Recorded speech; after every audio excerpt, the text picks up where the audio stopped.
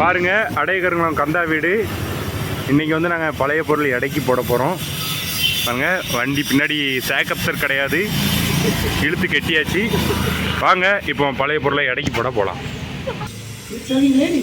முதல்ல நான் தான் போனி பண்ணுறேன். முதல் பை புத்தகப்பை பள்ளி. பாருங்க, இவன் தான் மோசமான ஆள்.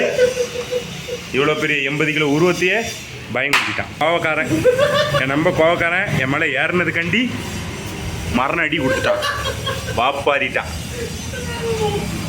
நண்பனுக்கு ஒன்றுனா இறங்கி செய்வான், எதையும் செய்வான். இந்த கந்தா பள்ளி ஏறினதுக்கே இந்த நிலமன்னா பார்த்துக்கோங்க. பாருங்க ஃப்ரெண்ட்ஸ், இதை எடைக்கு போடலான்னு எடுத்தேன். Full damage. நல்ல சேர்ன்னு சொல்லி என் நண்பர் விட்டுருக்காரு. பார்த்துக்கோங்க, நல்ல சேர் இப்படி தான் இருக்கும். இப்போ பார்த்தீங்கன்னா எல்லா ஜாமானும் வண்டியில் ஏற்றிட்டோம், ஆட்டோவில் ஏற்றிட்டோம். அடுத்து நாங்கள் அதை இறக்கி போட்டு எவ்வளோ ப்ரைஸ் வருதுன்னு காட்ட போகிறோம். பார்க்கலாம். Auto full loaded. வீட்டில் ஆள் இல்லைங்க, வீட்டையே காலி பண்ணியாச்சு.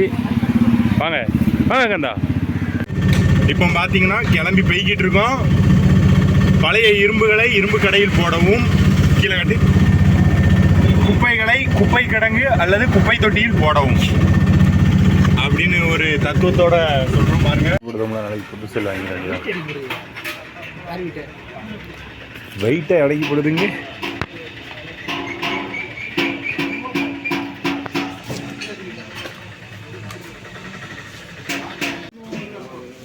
அடிக்கட்டு